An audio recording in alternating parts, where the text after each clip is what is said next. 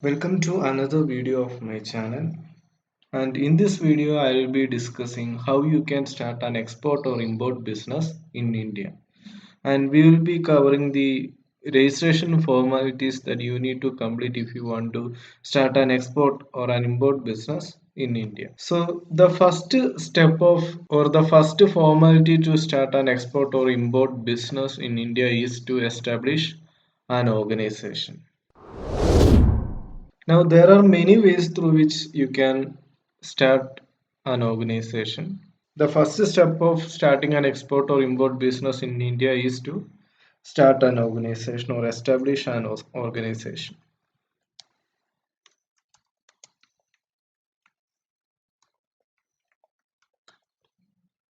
Now, there are many ways through which you can establish an organization. You can start a private limited company.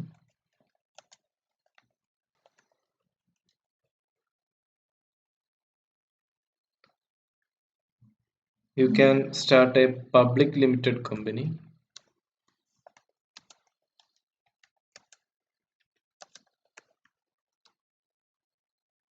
You can start an unlimited company.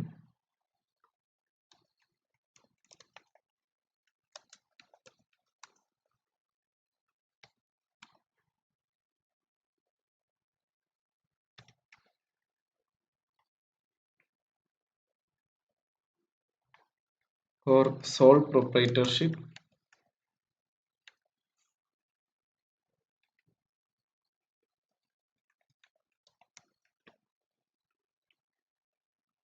Or a partnership firm.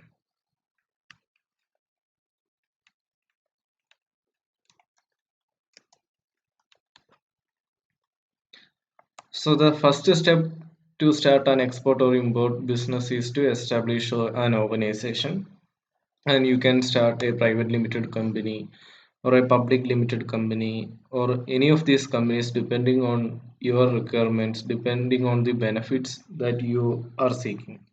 For example, if you are starting a private limited company, then you won't be able to transfer the share to the public.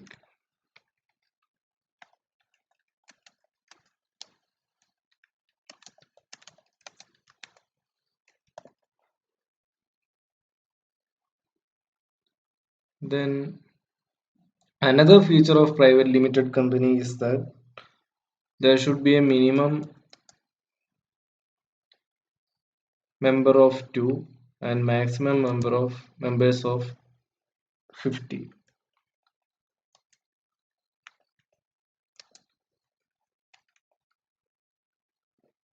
Also, there should be at least a minimum paid up capital of 1 lakh.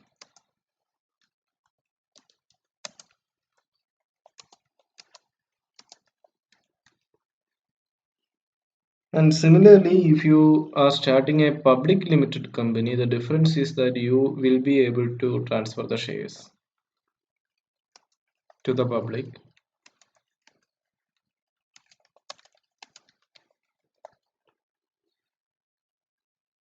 And for public limited company, there should be minimum of 7 people and unlimited maximum people.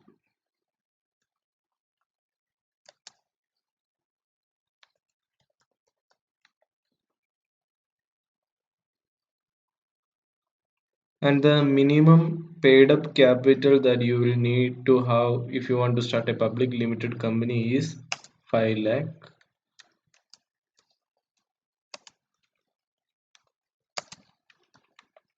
Okay, so this is how public limited company work.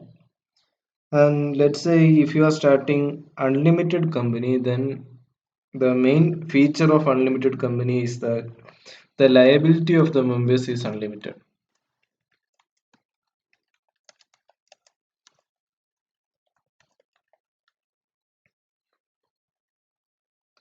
And another feature of unlimited company is that if your company is having debt, then the banks can use your personal assets to clear all these debts.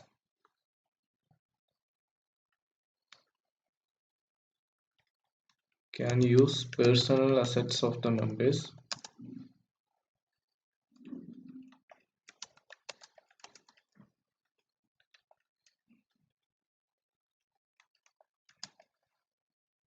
settle the debts.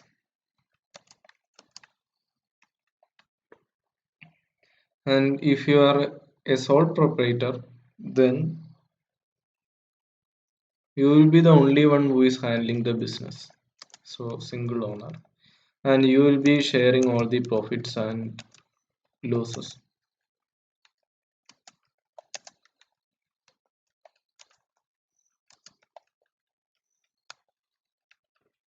So that's how sole proprietorship work. And in partnership firm, there will be many partners, and these partners will be sharing the profit and losses.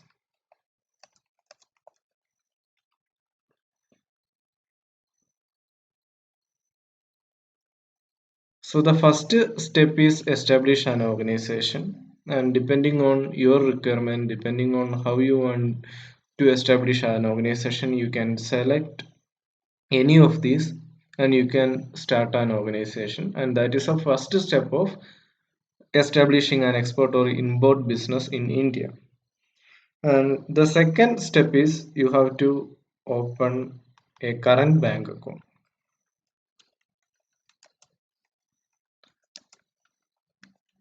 So the ordinary account won't be suffice for starting an export or import business. You need to start a current bank account in the name of the organization that you have started. Okay. So you need to start a bank account in the name of the organization.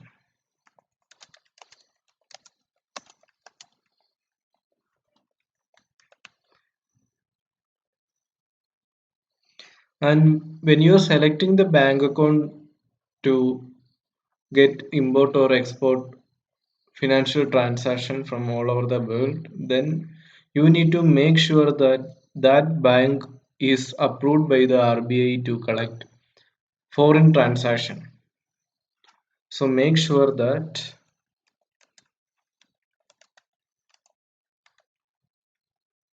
bank has approval to accept foreign transactions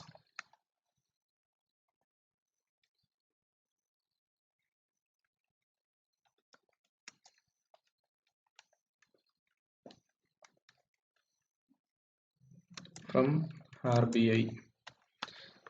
So you need to start a bank account from a bank that is approved by RBI to accept the foreign transaction, and that is very important. And you need to make sure that all the financial transactions that you are making as part of this export or import is made through this account only. So all financial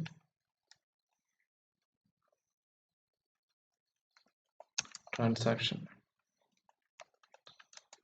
should be made through this account.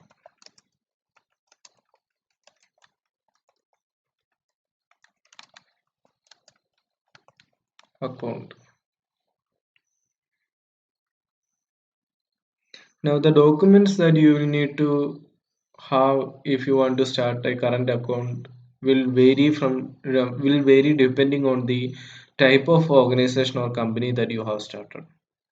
So the documents that you will need to start a bank account if you are having a sole proprietorship account or the sole proprietorship organization will be entirely different if you have started a public limited company.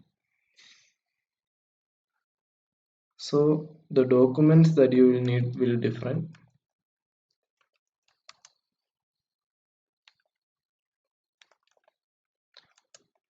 Will vary depend on the organization that you are started.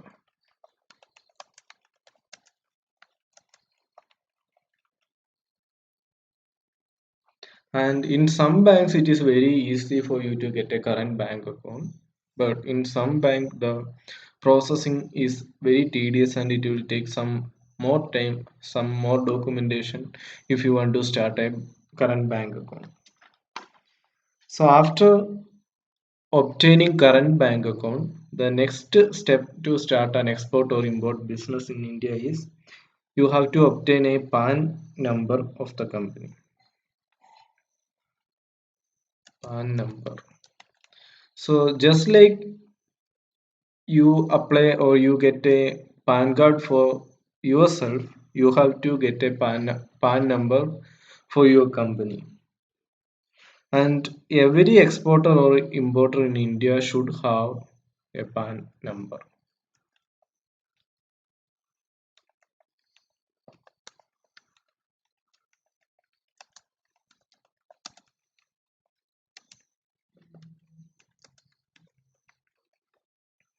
So as you all are aware, PAN number is a 10-digit unique code that will help you to that will help the government to identify each firm, each individual separately.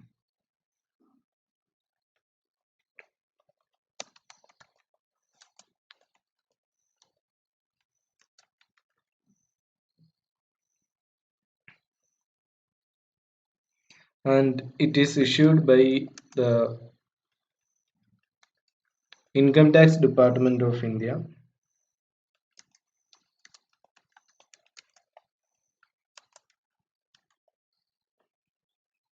So the purpose of PAN card is to identify all the financial transaction of a company and to prevent tax evasion. So help to identify all the financial transaction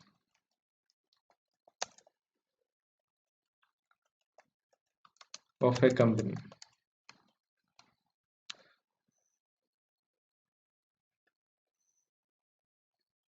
Also, it helps to avoid tax evasion.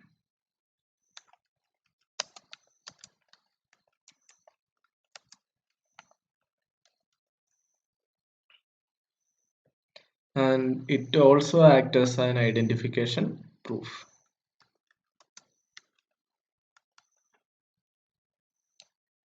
Now let's discuss why exporters need a PAN card. There are many reasons by which every exporter or every importer should have a PAN card. So as you all are aware, if you are an exporter, then the government is giving you more exemptions, more many tax exemptions and deductions. So if you want to avail these exemptions and deductions, then definitely you should have a PAN card. So export income has many tax exemptions and deductions.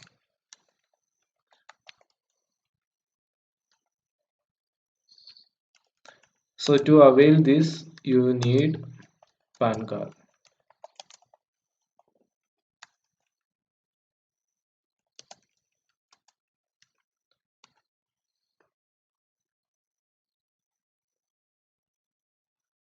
Another reason to have PAN card is that every exporter or importer in India should have a unique code called IEC code or importer exporter code. So if you want to apply for this IEC code, then PAN number is a mandatory thing. So if you want to export or import, you need IEC code, and to get this IEC code, you will need PAN card. So to avail IEC code or imports exports code. Now to apply for a PAN card for a firm, all you need to do is that just go to NSDL website and there is a form called 49A, and you have to fill that form, and in the application type you have to select it as a frame instead of integer. So if you are selecting it as an integer, then that can be the pan card for yourself, but if you are selecting as a frame, then it will be for your organization. The next thing after obtaining pan number, the next formality is that you should have an importer exporter code. So this is also called IEC number, importer exporter number.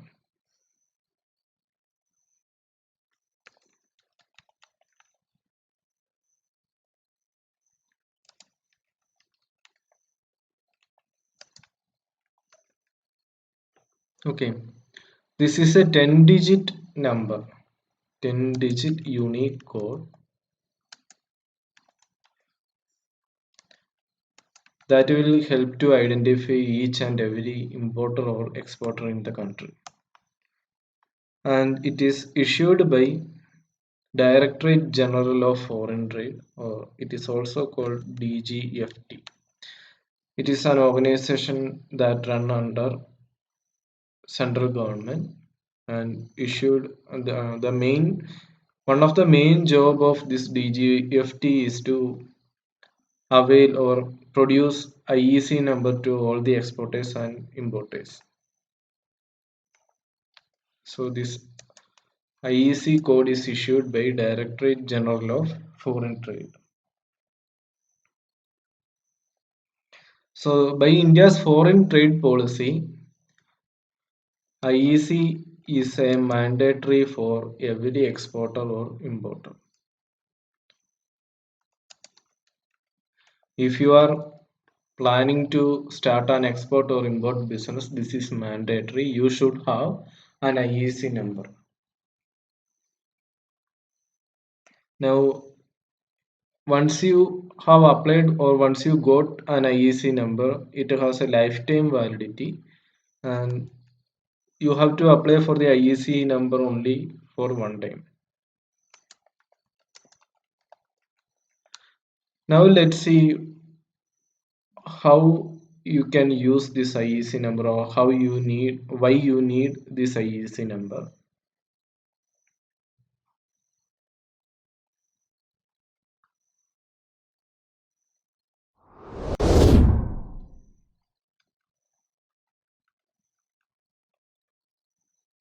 Let's say you are exporting from India and you are an exporter from India and you are planning to export your goods or services to America or US, and you are planning to send this cargo or your goods through ship,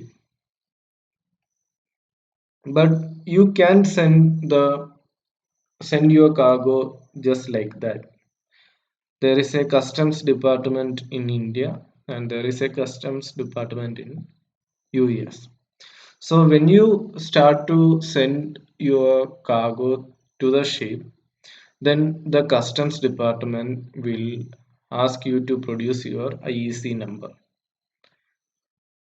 So if you are an exporter and if you want to send your cargo to abroad, then you need to have an IEC number and you need to produce that IEC number to the customs department when you are sending that cargo to abroad. Let's say the let's say your goods or service reach the destination, and similarly, just like that in India, there is a customs department in America also. So what they will do, these customs department will ask the IEC number of the importer. Then only the importer will be able to import these goods from the ship to their location.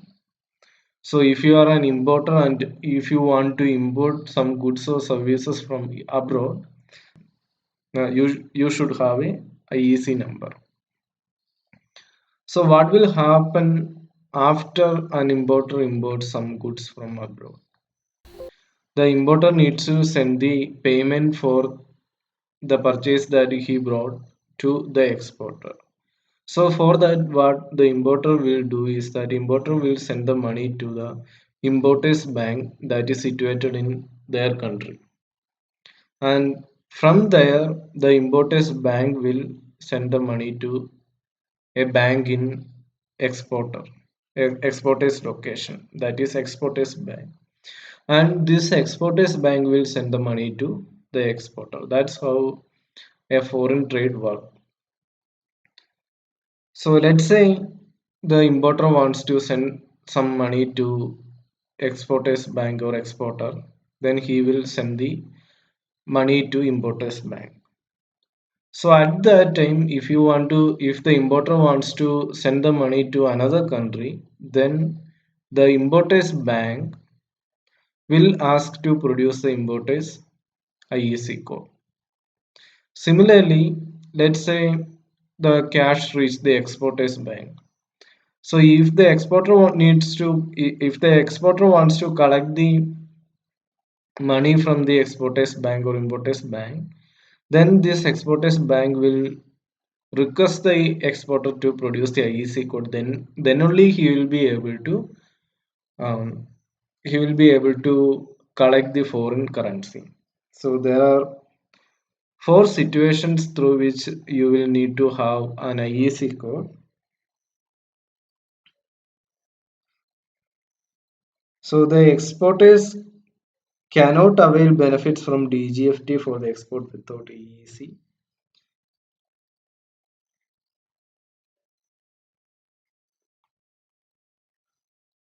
To send shipment by, in short, to send shipments by exporter, the customs will require IEC code.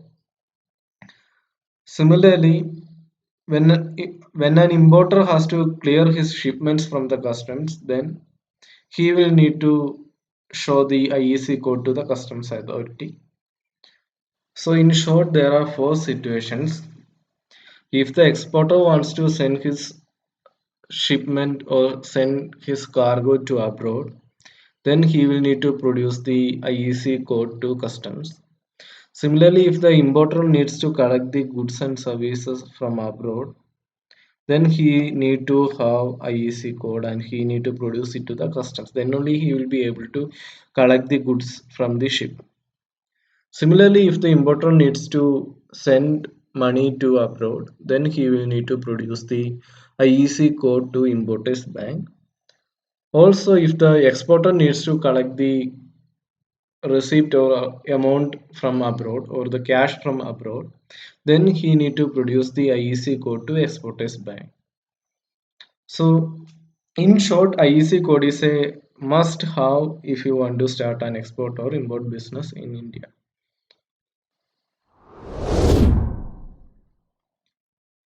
Now, just like I have already explained, in India, IEC number is issued by DGFT, and if you want to apply for IEC code, all you have to do is visit the website dgft.gov.in, and there you can apply for the IEC code. The next requirement to start an export or import business in India is you have to take the GST registration. Every exporter or importer should take the GST registration because the movement of goods is interstate. So, since the movement of goods is interstate, you need to take GST registration. And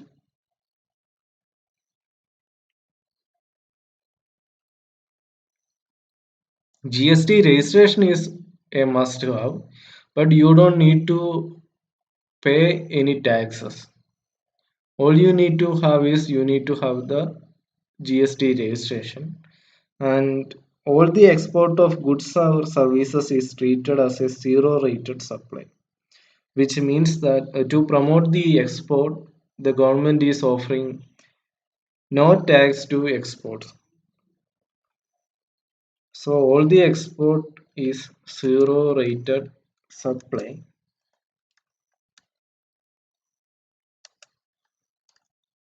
which means that you don't have to pay any taxes to the government if you are exporting.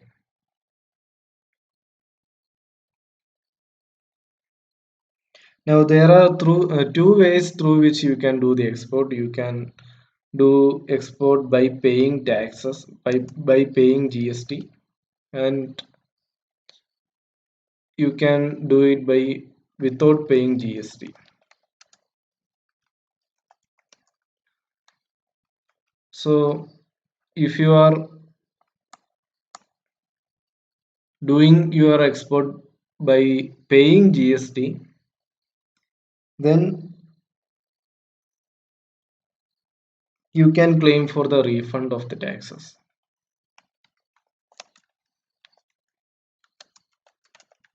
Okay. So if you are paying the taxes, then all you have to do is just claim for the refund, or you can start the export without paying GST, but you should have a GST registration for your business. That is mandatory, but you don't have to pay any taxes. The next important formality to start an export or import business is you need to have export promotion council registration.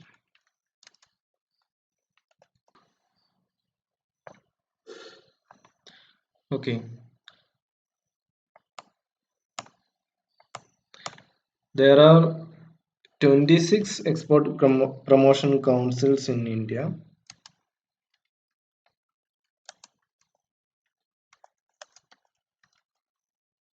plus 9 commodity boards.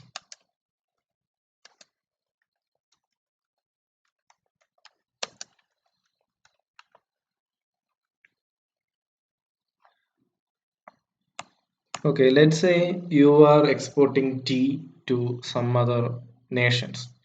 So what you have to do is you have to register either in export promotional council or in a commodity board that is relevant to your product. For example, if you are exporting tea, then you need to register with the tea board. Similarly, if you are exporting some apparels, then you need to register with the apparel export promotion councils. Similarly, for each product, there is an export promotional council or there is a commodity board that is just dealing with promoting the export of that particular commodity or service.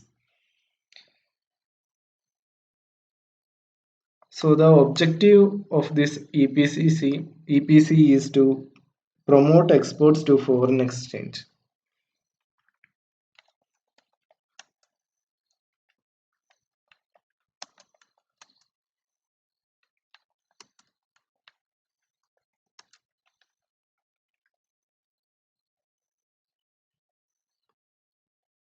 And these EPCs are, or export promotional councils are, non-profit organization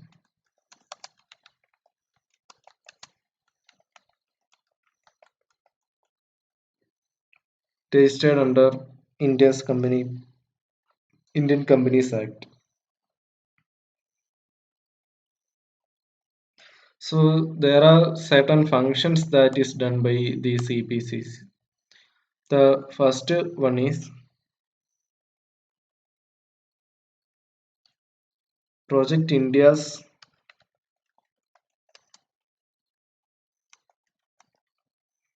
image abroad.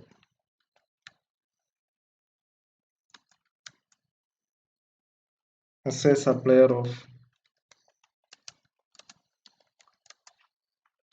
high quality goods and services.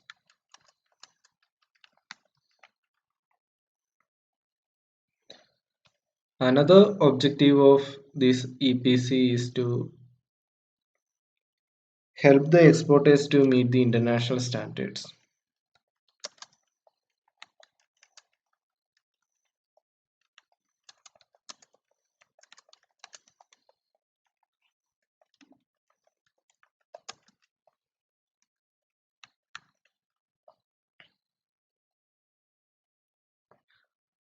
Another job of this EPC is to identify trends and opportunities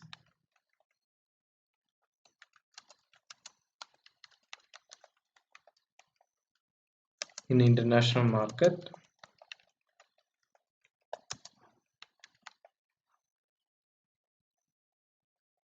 and assist the exporters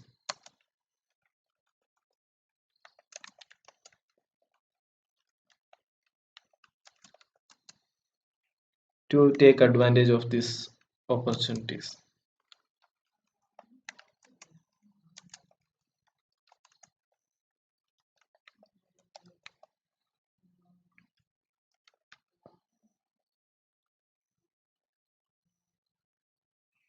Now, there are, just like I said, there are 26 EPCs and 9 commodity boards in India. And each export promotional council or each commodity board is dealing with a particular product. So each EPC or commodity board is dealing with a particular product.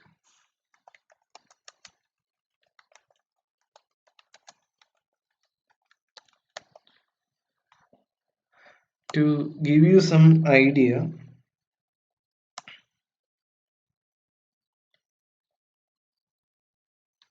let's say you are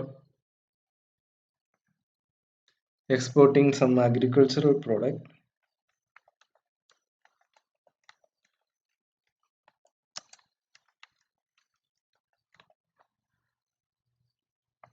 then the EPC that is dealing with the agricultural product is called Agricultural and Processed Food Products Export Development Authority, and it is called also called as APEDA.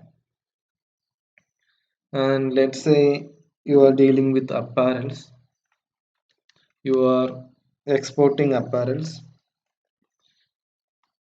The EPC that is dealing with the apparels export is APEC or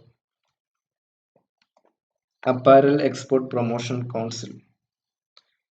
And similar to this EPC, there are commodity board. For example, if you are exporting coffee,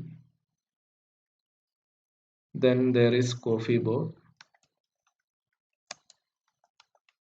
If you are exporting spices, there is spices board.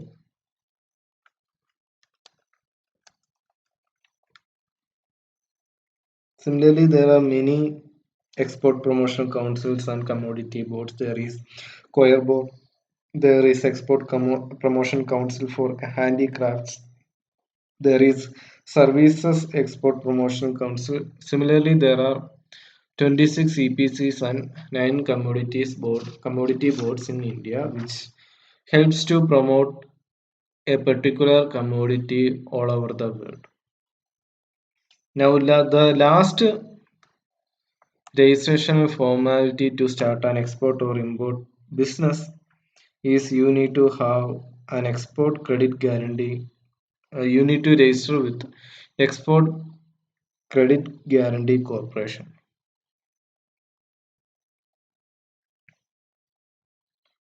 So you need to register with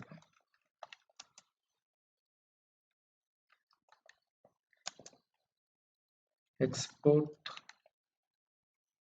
Credit Guarantee Corporation.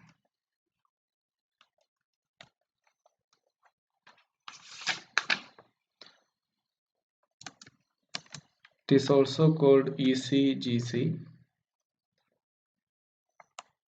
Now let me explain why you need to register with Export Credit Guarantee Corporation. Okay, there are certain risk associated if you are an exporter and if you are or if you are an importer. There are certain risks. So how will you believe that the importer to which you are exporting your good is going to pay you the money? You can be 100% sure because the importer is in another country and you don't know any whereabouts of that importer. And if you are if you are selling your goods to a fraud importer, then you will lose all the money plus you will lose all the goods that you have exported. So it is very important for you to have an insurance when you are exporting a good or service. And there are certain each country have an insurance company that is dealing with export only. And in India, that company is called Credit Guarantee Corporation. So this is an organization that is owned by Government of India.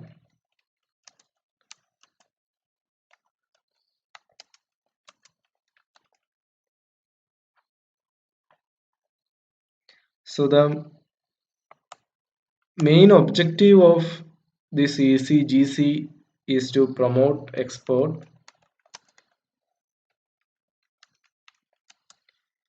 by offering credit risk insurance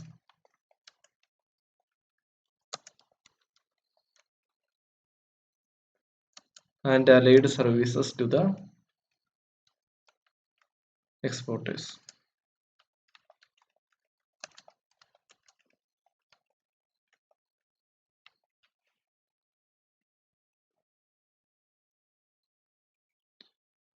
So what this ECGC will do is that it will reduce the risk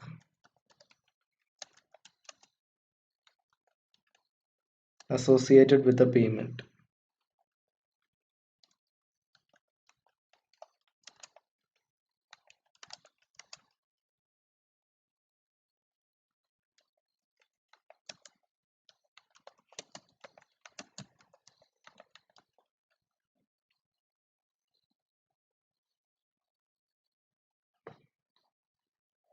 Also, ECGC will help you to get loans or credit from banks,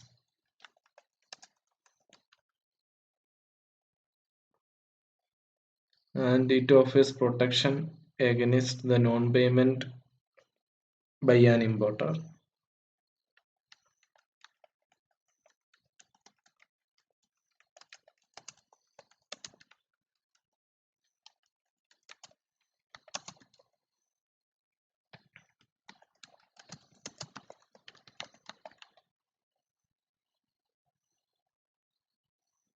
Also, it covers the insurance coverage against the loss with respect to the exports of goods and services. So that is all about Export Credit Guarantee Corporation. It is an organization owned by Government of India which helps to give or helps to minimize the risk associated with export or import. And you need to, if you want to be secured, then you need to have to register with ECGC. So this is how these are the formalities that you need to complete if you are starting an export or import business in India. In short,